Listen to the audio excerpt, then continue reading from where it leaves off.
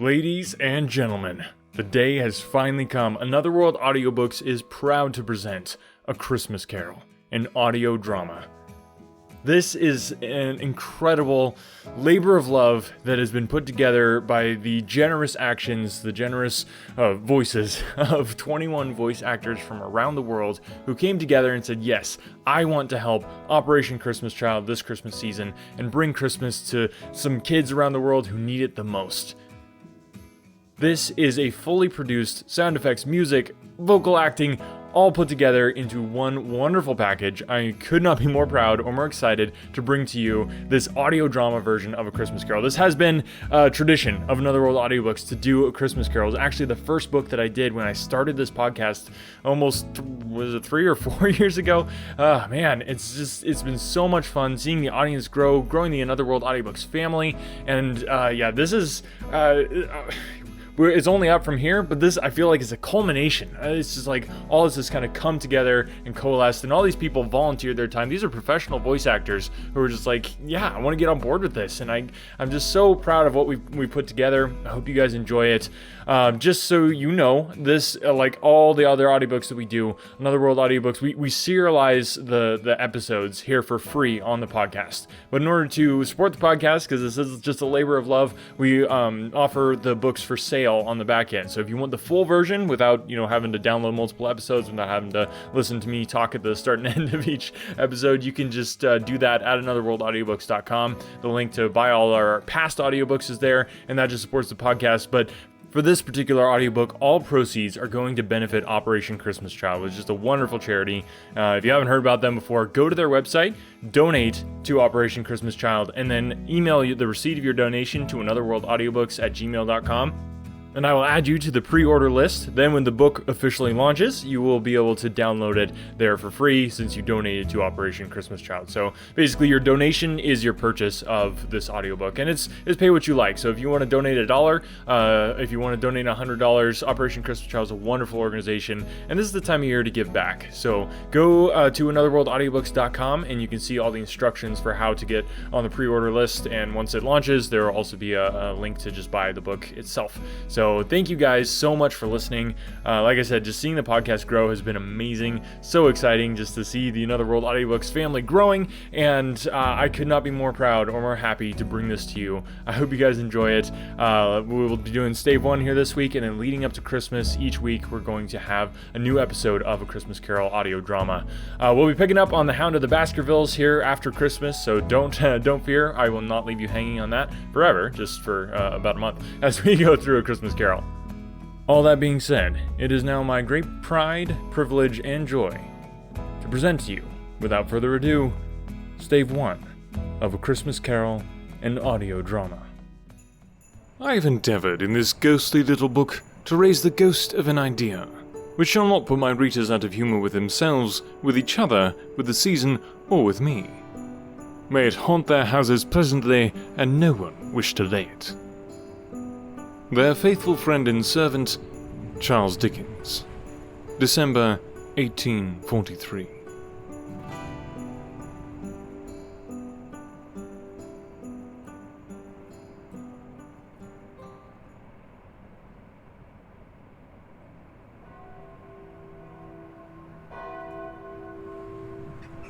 Marley was dead, to begin with.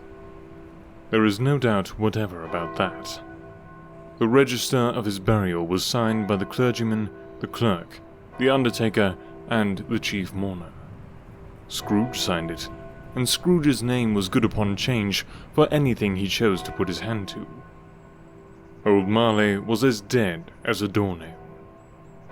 Mind, I don't mean to say that I know, of my own knowledge, what there is particularly dead about a doornail. I might have been inclined myself to regard a coffin nail as the deadest piece of ironmongery in the trade, but the wisdom of our ancestors is in the simile, and my unhallowed hands shall not disturb it, or the country is done for. You will therefore permit me to repeat, emphatically, that Marley was as dead as a doornail. Scrooge knew he was dead? Of course he did. How could it be otherwise? Scrooge and he were partners for I don't know how many years. Scrooge was his sole executor, his sole administrator, his sole assign, his sole residuary legatee, his sole friend, and sole mourner. And even Scrooge was not so dreadfully cut up by the sad event, but that he was an excellent man of business on the very day of the funeral, and solemnized it with an undoubted bargain. The mention of Marley's funeral brings me back to the point I started from. There is no doubt that Marley was dead. This must be distinctly understood, or nothing wonderful can come from the story I am going to relate. Scrooge never painted out old Marley's name. There it stood, years afterwards, above the warehouse door. Scrooge and Marley. The firm was known as Scrooge and Marley. Sometimes people new to the business called Scrooge Scrooge, and sometimes Marley, but he answered to both names. It was all the same to him. Oh, but he was a tight-fisted hand at the grindstone. Scrooge. A squeezing, wrenching, grasping, scraping, clutching, covetous old sinner. Hard and sharp as flint, from which no steel had ever struck out generous fire.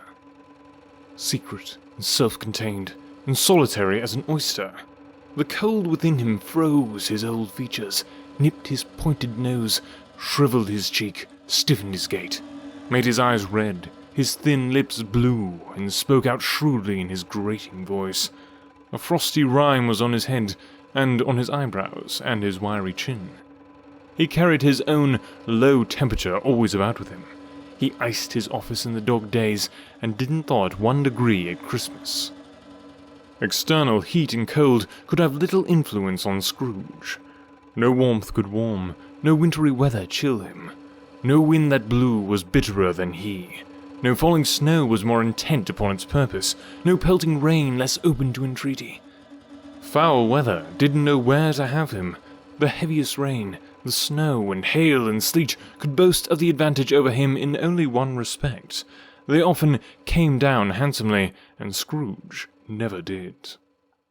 Nobody ever stopped him in the street to say, with gladsome looks, "My dear Scrooge, how are you? When will you come to see me?" No. No beggars implored him to bestow a trifle. No children asked him what it was o'clock.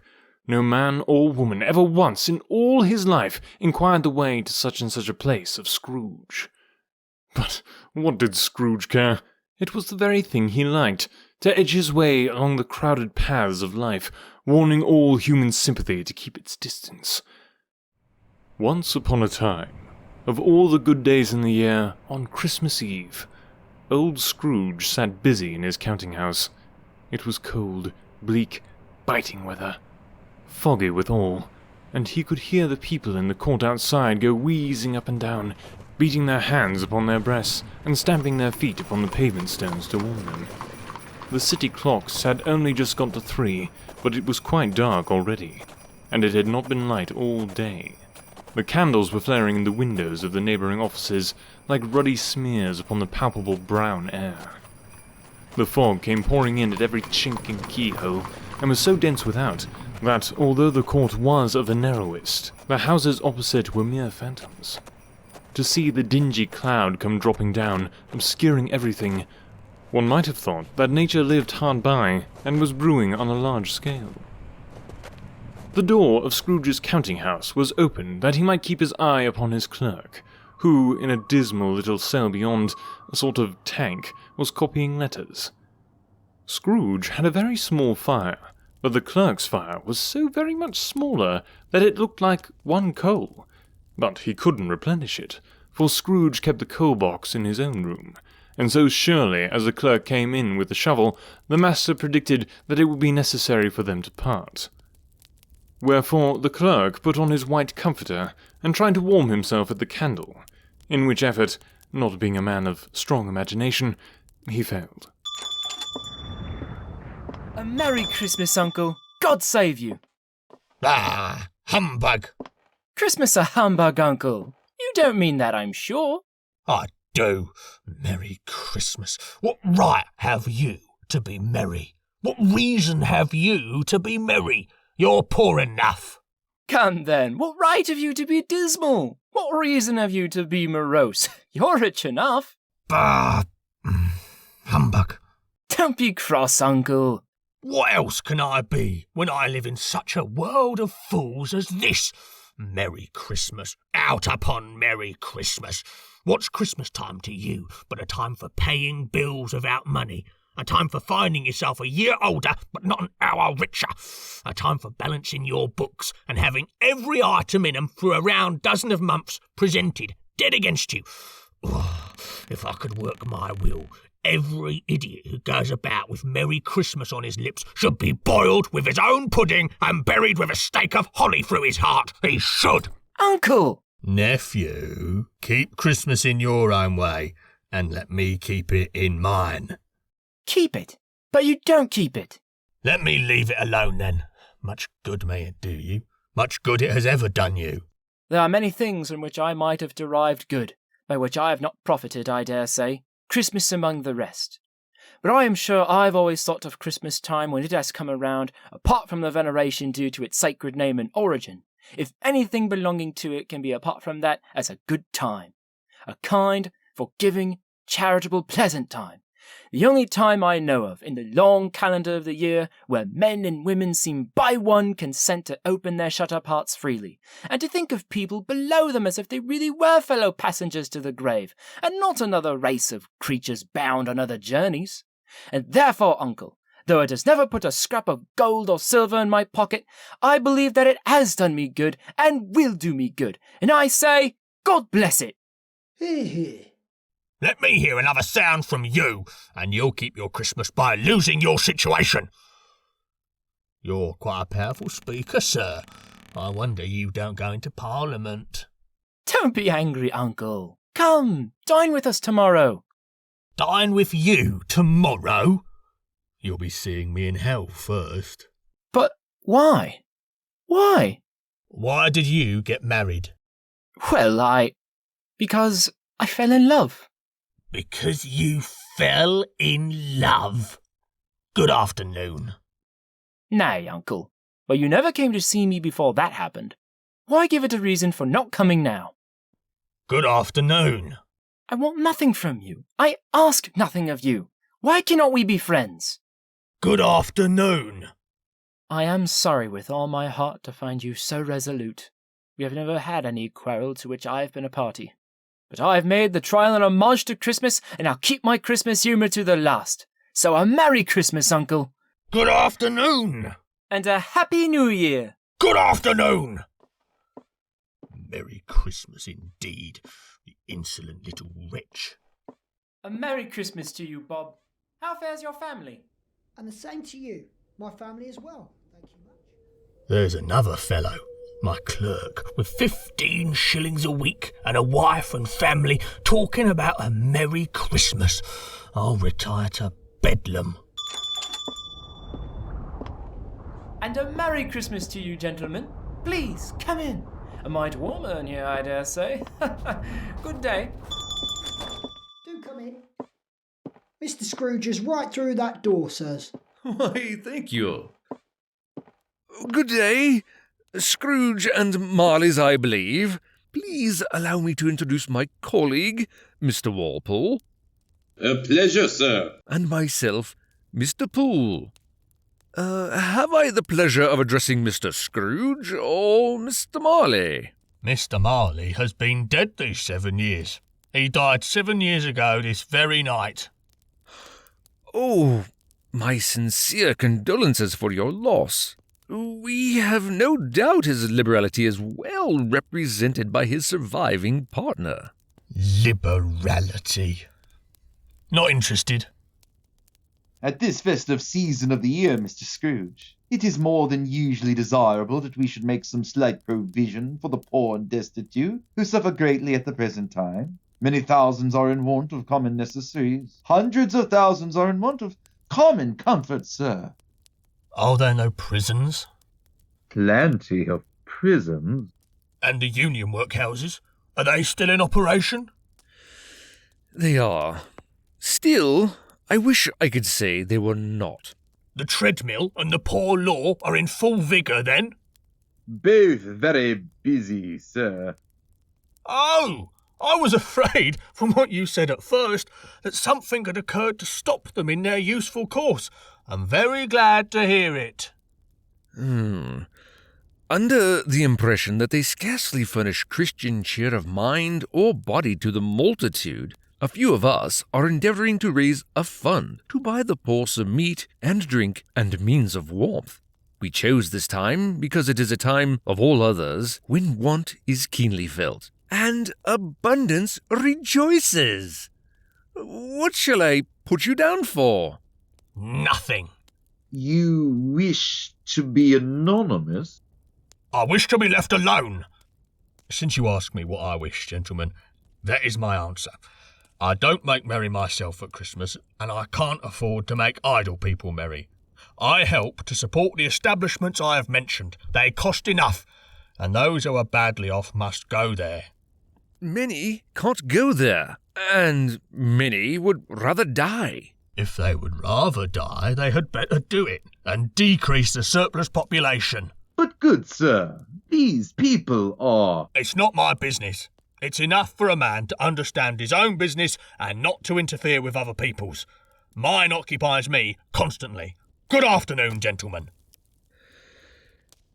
And good afternoon to you, sir. A Merry Christmas to you. Out!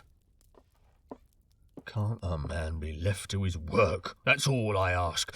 To be left alone to do what needs done.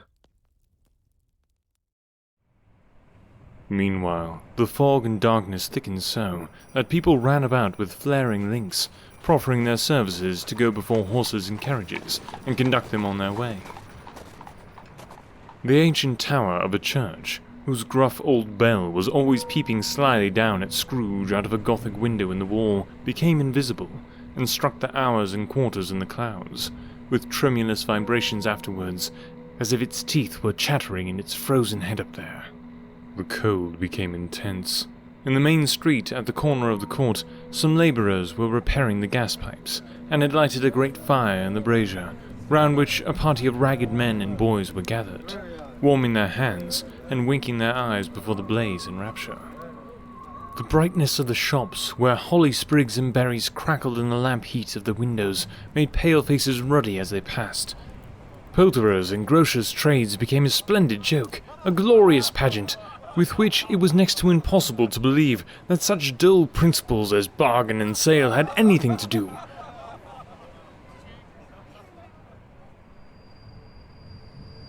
Foggier yet, and colder, piercing, searching, biting cold. It stung the eyes and nipped at the nose.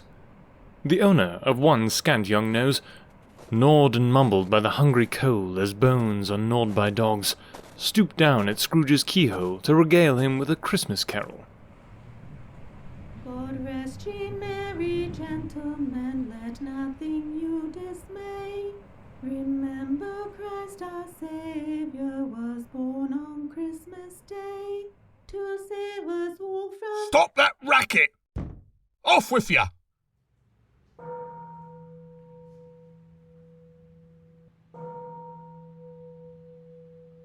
The day ends too soon.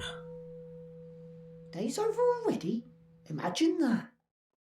You'll want all day tomorrow, I suppose. If quite convenient, sir. It's not convenient, and it's not fair. If I was to stop £0.50 for it, you'd think yourself ill-used, I'll be bound. Well, sir. And yet you don't think me ill-used when I pay a day's wages for no work. It is only once a year, sir. A poor excuse for picking a man's pockets every 25th of December. I suppose you must have the whole day. Be here all the earlier next morning. Oh, yes, sir. Promise, sir. The office was closed in a twinkling, and the clerk, with the long ends of his white comforter dangling below his waist, for he boasted no greatcoat, went down a slide on Cornhill at the end of a lane of boys 20 times in order of its being Christmas Eve, and then ran home to Camden Town as hard as he could pelt to play at Blindman's Buff. Scrooge took his melancholy dinner in his usual melancholy tavern, and having read all the newspapers and beguiled the rest of the evening with his banker's book, went home to bed. He lived in chambers which had once belonged to his deceased partner. They were a gloomy suite of rooms in a lowering pile of buildings up a yard, where it had so little business to be that one could scarcely help fancying it must have run there when it was a young house playing at hide-and-seek with other houses, and forgotten the way out again. It was old enough now, and dreary enough, for nobody lived in it but Scrooge, the other rooms being all let out as offices. The yard was so dark that even Scrooge, who knew its every stone, was fain to grope with his hands. The fog and frost so hung about the black old gateway of the house that it seemed as if the genius of the weather sat in mournful meditation on the threshold. Now, it is a fact that there was nothing at all particular about the knocker on the door, except that it was very large.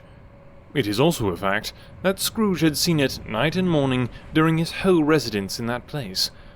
Also, that Scrooge had as little of what is called fancy about him as any man in the City of London, even including, which is a bold word, the corporation, aldermen, and livery.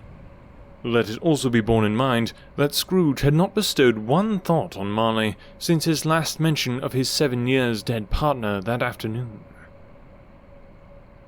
And then, let any man explain to me, if he can, how it happened that Scrooge, having his key in the lock of the door, saw in the knocker, without its undergoing any intermediate process of change, not a knocker, but Marley's face. Marley's face. It was not an impenetrable shadow, as the other objects in the yard were, but had a dismal light about it, like a bad lobster in a dark cellar. It was not angry or ferocious, but looked at Scrooge as Marley used to look, with ghostly spectacles turned up on its ghostly forehead. The hair was curiously stirred, as if by breath or hot air, and though the eyes were wide open, they were perfectly motionless. That, and its livid colour, made it horrible.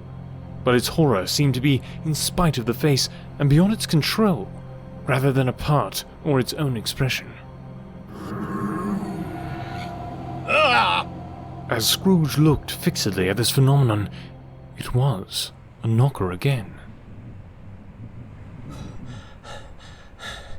Humbug. To say that he was not startled, or that his blood was not conscious of a terrible sensation to which it had been a stranger from infancy, would be untrue.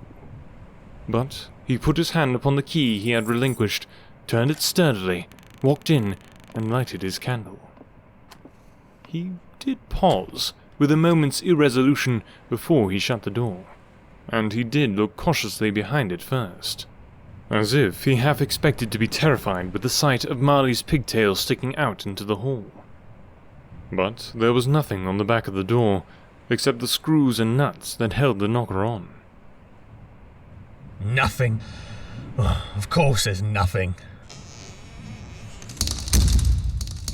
The sound resounded through the house like thunder. Every room above, and every cask in the wine merchant's cellar below, appeared to have a separate peal of echoes of its own. Scrooge was not a man to be frightened by echoes. He fastened the door, and walked across the hall and up the stairs, slowly too, trimming his candle as he went. Up Scrooge went, not caring a button for the darkness. Darkness is cheap, and Scrooge liked it, but before he shut his heavy door, he walked through his rooms to see that all was right. He had just enough recollection of the face to desire to do that. Sitting room, bedroom, lumber room, all as they should be. Nobody under the table, nobody under the sofa. A small fire in the grate, spoon and basin ready, and the little saucepan of gruel. Scrooge had a cold in his head upon the hob. Nobody under the bed, nobody in the closet, nobody in his dressing gown, which was hanging up in a suspicious attitude against the wall. Lumber room as usual, old fire guards, old shoes, 2 fish baskets, washing stand on 3 legs, and a poker. Quite satisfied, he closed his door and locked himself in, double-locked himself in, which was not his custom. Thus secured against surprise, he took off his cravat, put on his dressing gown and slippers and his nightcap, and sat down before the fire to take his gruel. It was a very low fire indeed, nothing on such a bitter night. He was obliged to sit close to it and brood over it before he could extract the least sensation of warmth from such a handful of fuel.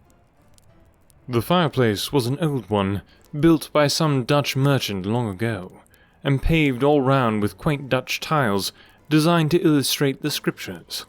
There were Cains and Abels, Pharaoh's daughters, queens of Sheba, angelic messengers descending through the air on clouds like feather beds, Abrahams, Belshazzars, apostles putting off to sea in butterboats, hundreds of figures to attract his thoughts, and yet that face of Marley, 7 years dead, came like an ancient prophet's rod and swallowed up the whole.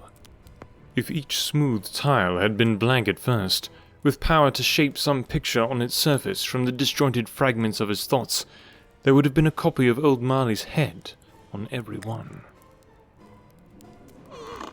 Humbug!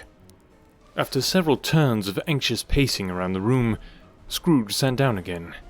As he threw his head back in the chair, his glance happened to rest upon a bell, a disused bell that hung in the room and communicated for some purpose now forgotten with a chamber in the highest story of the building. It was with great astonishment, and with a strange, inexplicable dread, that, as he looked, he saw this bell began to swing. It swung so softly in the outset that it scarcely made a sound, but soon it rang out loudly, and so did every bell in the house.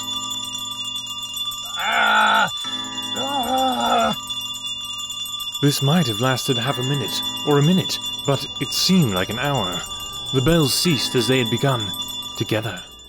They were succeeded by a clanking noise, deep down below, as if some person were dragging a heavy chain over the casks in the wine merchant's cellar. Scrooge then remembered to have heard that ghosts in haunted houses were described as dragging chains. The cellar door flew open with a booming sound, and then he heard the noise much louder on the floors below, then coming up the stairs, then coming straight towards his door. It's humbug still. I won't believe it. His colour changed, though, when, without a pause, a ghostly apparition came on through the heavy door and passed into the room before his eyes.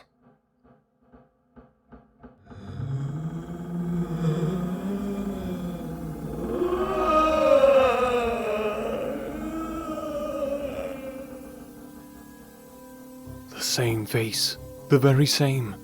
Marley, in his pigtail, usual waistcoat, tights and boots, the tassels on the latter bristling like his pigtail and his coat skirts, and the hair upon his head. The chain he drew was clasped about his middle. It was long, and wound about him like a tail, and it was made, for Scrooge observed it closely, of cash boxes, keys, padlocks, ledgers, deeds, and heavy purses wrought in steel. His body was transparent, so that Scrooge, observing him, and looking through his waistcoat, could see the 2 buttons on his coat behind. Scrooge had often heard it said that Marley had no bowels, but he had never believed it until now. No, nor did he believe it now, though he looked the phantom through and through, and saw it standing before him, though he felt the chilling influence of his death-cold eyes, and marked the very texture of the folded kerchief bound about its head and chin, which wrapper he had not observed before. He was still incredulous, and fought against his senses. How now? What do you want with me? Much.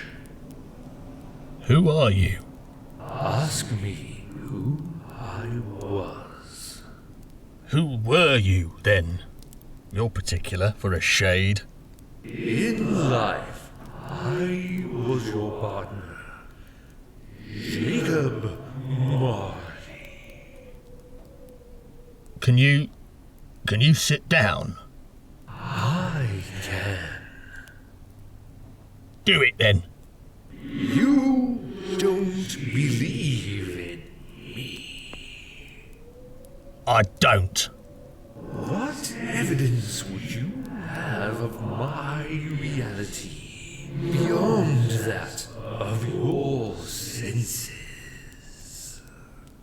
I don't know. Why do you doubt your senses? because a little thing affects them. A slight disorder of the stomach makes them cheats. You may be an undigested bit of beef, a blot of mustard, a crumb of cheese, a fragment of an underdone potato. There's more of gravy than of grave about you, whatever you are. Scrooge was not much in the habit of cracking jokes, nor did he feel, in his heart, by any means waggish then. The truth is that he tried to be smart, as a means of distracting his own attention, and keeping down his terror, for the spectre's voice disturbed the very marrow in his bones.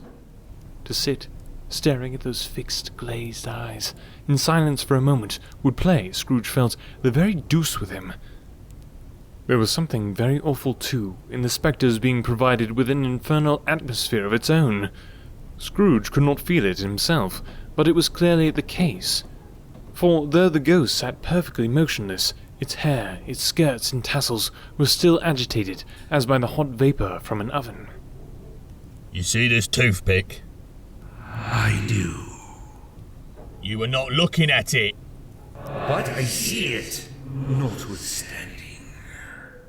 Well, I have but to swallow this and be for the rest of my days persecuted by a legion of goblins, all of my own creation. Humbug, I tell you, humbug.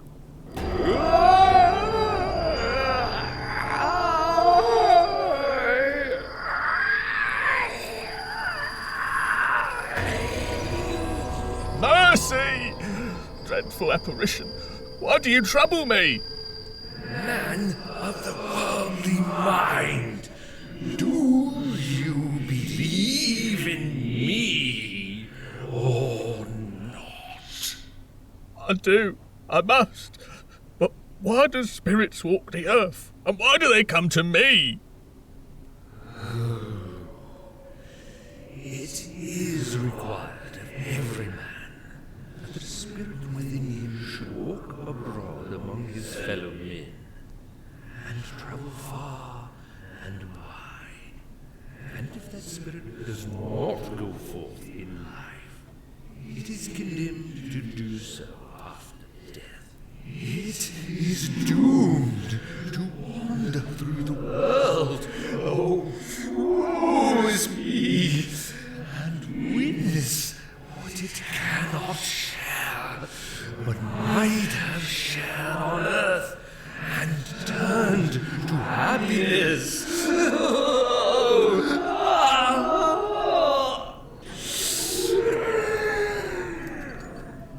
You are fettered.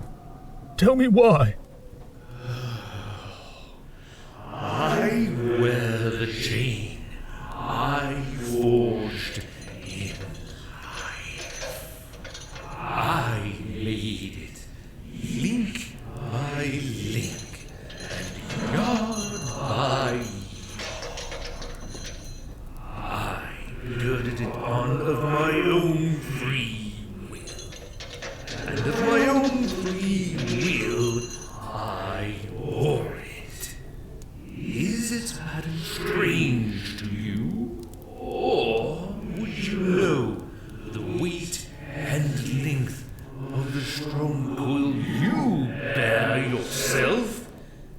It was full as heavy and as long as this 7 Christmas Eves ago.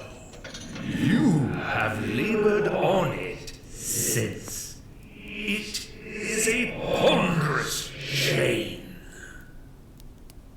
Jacob. Oh, Jacob Marley. Tell me more. Speak comfort to me, Jacob. I have none to give.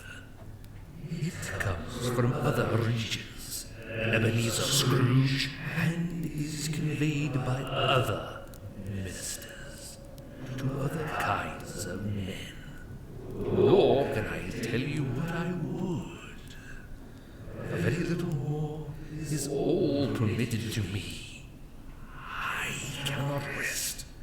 I cannot stay. I cannot linger anywhere.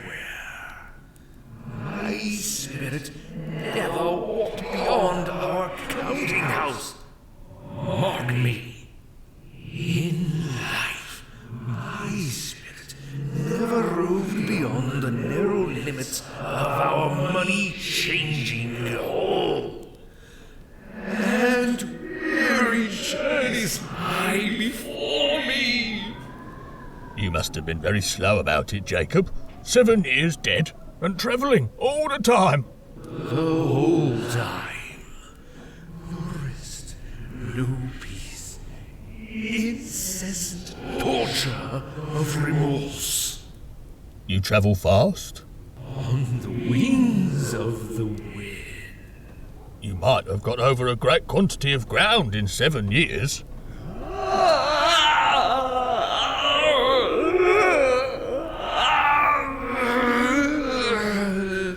Oh, captive hound and double-ironed, not to know that ages of incessant labour by immortal creatures, for this earth must pass into eternity before the good of which it is susceptible is all developed. Not to know that any Christian spirit, working kindly in its little sphere, whatever it may be, will find its mortal life too short for its vast means of usefulness. Not to know that no space of regret can make amends for one's life's opportunity misused. Yet, such was I. Oh, such was I. But you always were a good man of business, Jacob. Business. Mankind was my business. The common welfare was my business. Charity, mercy, forbearance, and benevolence were all my business. The dealings of my trade were but a drop of water in the comprehensive ocean of my business. At this time of the rolling year, I suffer most. Why did I walk through crowds of fellow beings with my eyes turned down, and never raise them to the blessed star which led the wise men to a poor abode? Were there no poor homes to which its light could have conducted me? Hear me. My time is nearly gone. I will, but don't be hard upon me, Jacob. Pray. How is it that I appear before you in a shape that only you can see? I may not tell. I have sat invisible beside you many and many a day. That is no light part of my penance. I am here tonight to warn you that you have yet a chance and hope of escaping my fate. A chance and hope of my procuring Ebenezer. You always were a good friend to me. Thank you. You will be haunted by 3 spirits. Is that the chance and hope you mentioned, Jacob? It is. I think I'd rather not. Without their visits, you cannot hope to shun the path I tread. Expect the first tomorrow, when the bell tolls 1. Couldn't I take 'em all at once and have it over, Jacob? Expect the second on the next night at the same hour. The third upon the next night, when the last stroke of 12 has ceased to vibrate. Look to see me no more. And look that, for your own sake, you remember what has passed between.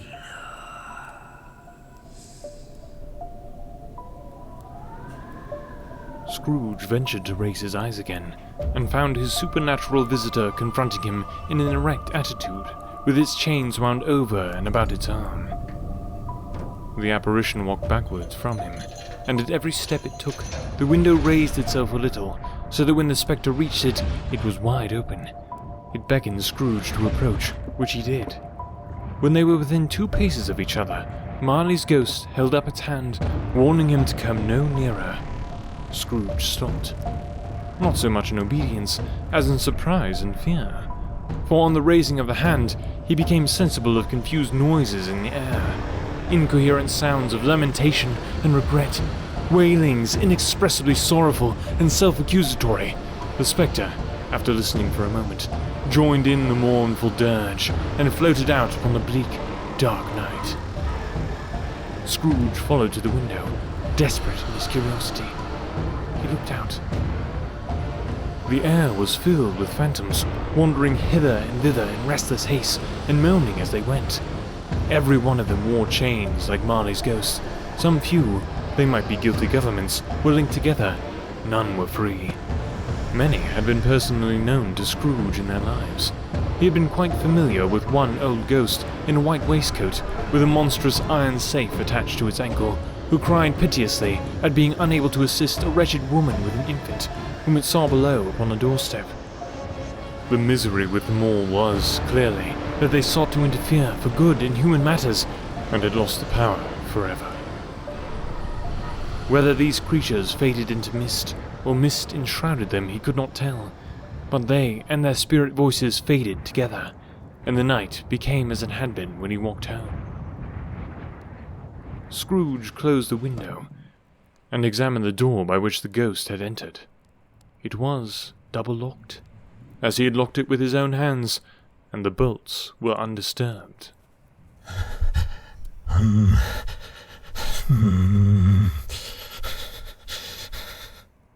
Scrooge, being from the emotion he had undergone, or the fatigues of the day, or his glimpses of the invisible world, or the dull conversation of the ghost, or the lateness of the hour, much in need of repose, went straight to bed, without undressing, and fell asleep upon the instant.